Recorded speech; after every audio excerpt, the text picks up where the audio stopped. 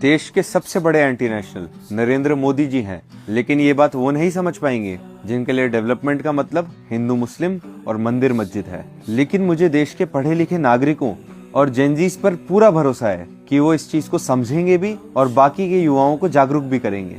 जो US trade deal Narendra Modi ji ने Donald Trump के साथ में साइन करी है, उससे ये साफ पता चलता है that the PM is compromised. Narendra Modi ji दबाव में है और दबाव में आकर देश विरोधी नीतियों को बढ़ावा दे रहे हैं। मैं आपको ट्रेड डील की कुछ मुख्य शर्तें समझाता हूँ। जब पहले हमारे देश में विदेश से फसल आती थी तो सरकार उस पर टैक्स यानी कि टैरिफ लगाती थी ताकि विदेशी फसल ज्यादा सस्ती ना हो और हमारे देश के नागरिक हमारे देश के किसानों की फसल ज्यादा खरीदें। पर अब नरेंद्र मोदी जी ने अमेरिका के आगे घुटने टेक दिए और जीरो टैरिफ के लिए अग्री कर लिया।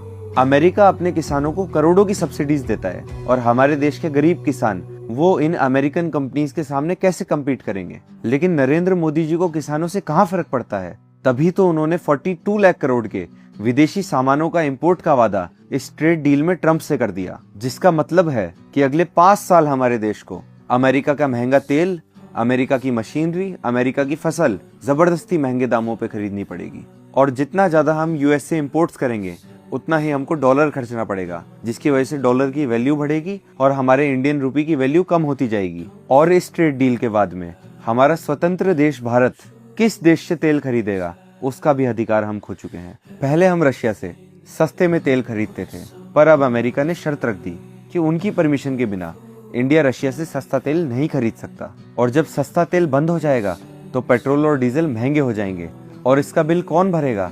आप और मैं, इंडियन टैक्स पेयर्स। और साथियों, सिर्फ तेल नहीं, मोदी जी ने तो आपकी प्राइवेसी का भी सौदा कर दिया है। इस ट्रेड डील में ये शर्त है कि 140 करोड़ भारतीयों का डेटा अमेरिका जाएगा। आपकी बैंक डिटेल्स, आपकी मेडिकल हिस्ट्री और आप फोन पे क्या क्या देखते हैं, सब डेटा बिना किसी रोक टोक के अमेरिकन कंपनीज के पास जाएगा। जिस प्रधानमंत्री का काम हमें सेफ्टी प्रोवाइड करना था, उसी की वजह से आज हम लोग डिजिटल गुलाम बनने जा रहे हैं। अब सवाल ये उठता है कि मोदी जी इतने कॉम्प्रोमाइज्ड क्यों हैं? आज इनके दोस्त अडानी पर अमेरिका में 2200 करोड़ की रिश्वत का केस चल रहा है और अमेरिका की रिसेंटली रिलीज्ड एप्स्टीन फाइल्स में इनके व्यापारी दोस्तों और इनके बीजेपी के बड़े बड़े नेताओं का नाम भी मौजूद है। और अभी भी 2.5 मिलियन एप्स्टीन फाइल्स रिलीज होना बाकी है, जिससे नरेंद्र मोदी जी डरे हुए हैं। और इसी डर के कारण ट्रंप नरेंद्र मोदी जी को ब्लैकमेल कर पा रहा है। ये लड़ाई हम सभी जेनजीज और इस देश के युवाओं को इस एंटी नेशनल सरकार के खिलाफ लड़नी है, क्योंकि हम सच्चे देशभक्त हैं और किसी कॉम्प्रोमाइज्ड पीएम की वजह से हमारे देश को नहीं बिकने देंगे। जय हिंद।